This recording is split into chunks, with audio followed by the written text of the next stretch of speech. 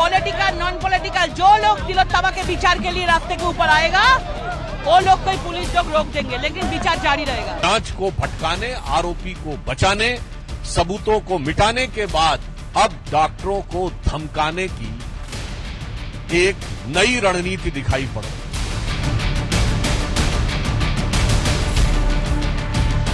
ममता बनर्जी जी जब हम लोगों के साथ थी अटल जी के सरकार के दौर में और बाद में, तो उन्होंने स्वयं ये बताया था कि पश्चिम बंगाल में कम्युनिस्ट सरकार की पुलिस ने उनके ऊपर इतने आघात किए थे कि उनको मृत समझ के वो लोग छोड़ गए। यदि उन्हें पता होता कि जीवित हैं तो शायद न छोड़ते। मैं पूछना चाहता हूं ममता जी, आज आपकी संवेदना इतनी मृत हो गई कि बजाय आप दोषियों को सजा दिलाने के, आप वही ममता जी हैं।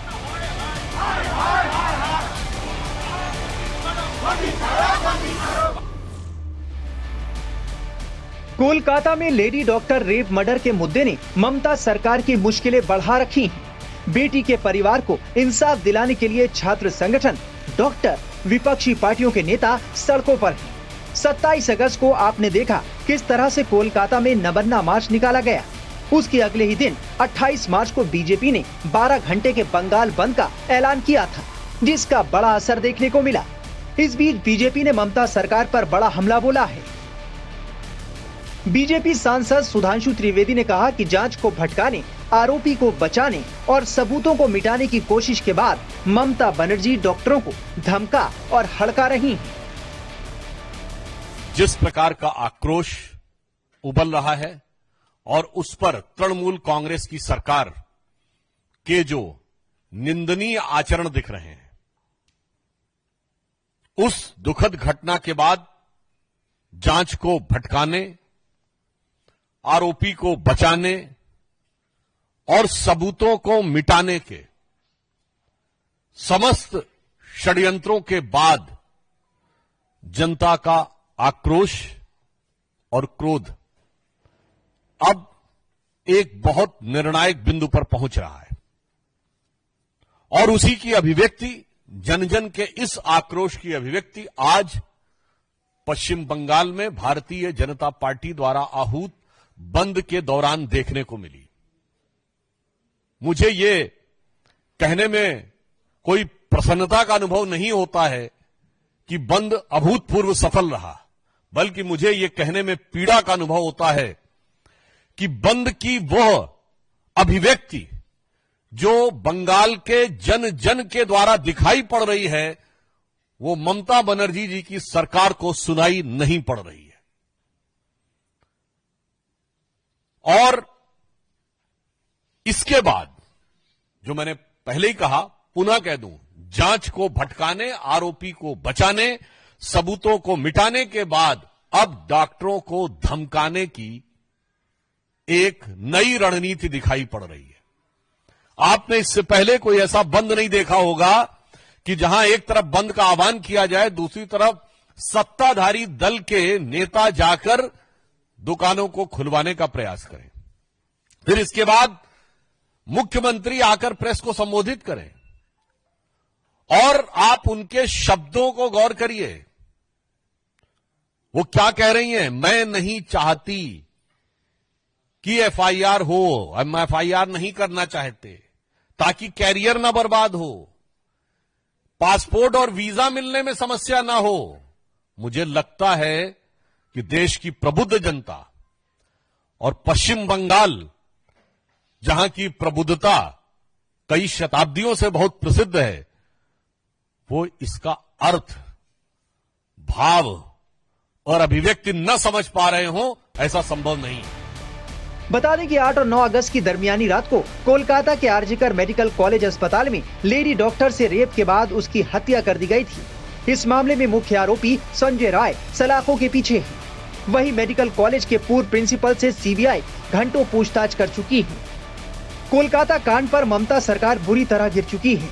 डॉक्टर विरोध प्रदर्शन कर रहे हैं, जिसे लेकर बंगाल सरकार कड़ा रुख अपनाती दिख रही है। बीजेपी का कहना है कि ममता बनर्जी डॉक्टरों को धमकाने का काम कर रही हैं। भारतीय जनता पार्टी स्पष्ट रूप से कहना चाहती है कि शब्दों के हेरफेर के साथ ममता बनर्जी जी ने सीधे डॉक्टरों को धमकाने का काम किया है और एक प्रकार से उनके कैरियर के ऊपर प्रश्न चिन्ह लगाने का काम शब्दों के मायाजाल के अंदर किया है, ताकि प्रत्यक्ष में जो दिख रहा है ठीक वैसे ही जैसे सरकार का मुखौटा कुछ और दिख रहा है पश्चिम बंगाल में और मुख कुछ और दिख रहा है, उसी प्रकार से इस प्रेस कॉन्फ्रेंस में शब्द कुछ है और भाव क्या है ये सबको समझ में आ रहा है। और इतना ही नहीं, इसके उपरांत उनका यह कहना जो मुझे लगता है कि एक प्रकार से पश्चिम बंगाल सरकार की बहुत दुखद और खिसियाहट की भी अभिव्यक्ति है, यह कहना कि चुनाव करवा लो। मैं पश्चिम बंगाल की मुख्यमंत्री ममता जी से कहना चाहता हूं, महोदया, इस पीड़िता के साथ न्याय का विषय चुनाव का विषय नहीं है। यह सबूतों के आधार पर कानून की अदालत में साबित होकर दोषियों को सजा दिलाने का विषय है। यह न्याय का विषय है, चुनाव का विषय नहीं है। जिसकी सत्ता होगी न्याय उसी के पक्ष में होगा। यह सोच संविधान के लिए सबसे खतरनाक सोच है और मैं कहना चाहता हूं संविधान खतरे में कैसे हो सकता है, इसकी आपको वानगी देखनी है तो पश्चिम बंगाल में देख लीजिए, जहां का मंत्री कहता है कि जो उंगली उठेगी मुख्यमंत्री जी के खिलाफ वो तोड़ दी जाएगी, मिस्टर गुहा। जहां का सांसद कहता है कि ये लोग जो भी कार्य कर रहे हैं इनको अंजाम भुगतना पड़ेगा, अरूप चक्रवर्ती। और जहां की मुख्यमंत्री कहती हैं कि मैं नहीं चाहती कि एफआईआर हो, मैं नहीं चाहती कि कैरियर खराब हो। और आप कल्पना करिए कि यदि ख्वाबों ख्यालों में इनकी केंद्र में सत्ता होती तो उंगली तोड़ दी गई होती, अंजाम भुगतवा दिया गया होता और कैरियर बर्बाद कर दिया गया होता। इसमें किसी प्रकार का कोई संशय नहीं है। यह कृत्य बहुत साफ दिख रहा है और कांग्रेस के ही नेता अधीर रंजन चौधरी जी तक बोल चुके हैं कि there is no democracy in Bengal.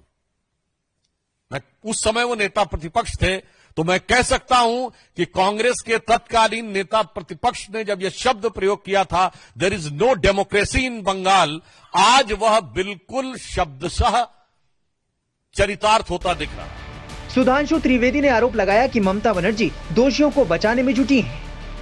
दुख के साथ कहना चाहता हूं, ममता जी, आप वही ममता जी हैं जिन्होंने रेप के विरुद्ध इतना बड़ा आंदोलन और संघर्ष किया था।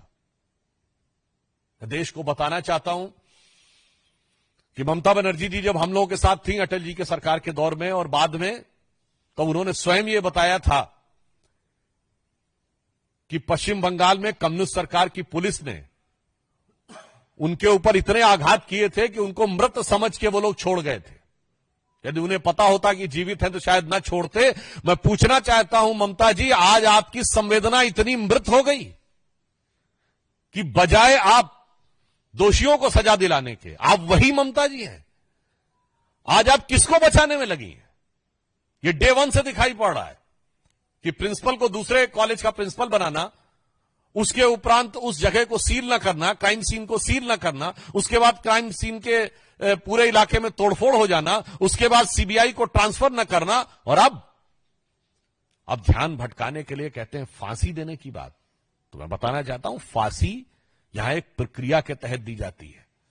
अफसोस की बात यह है कि सर्वोच्च न्यायालय ने स्वयं कहा कि सबूत तो आपने इतने मिटा दिए हैं, सबूतों के साथ इतनी छेड़छाड़ कर दी है ताकि यह काम आसान नहीं है।